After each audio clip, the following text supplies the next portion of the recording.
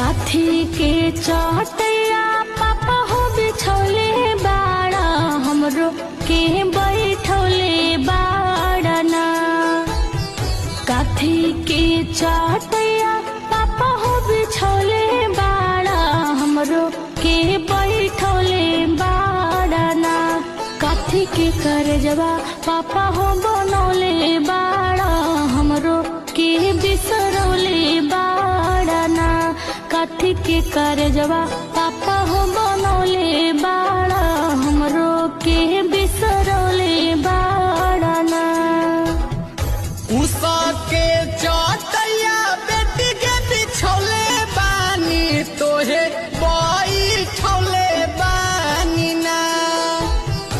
उषा के चटैया बेटी के बिछौले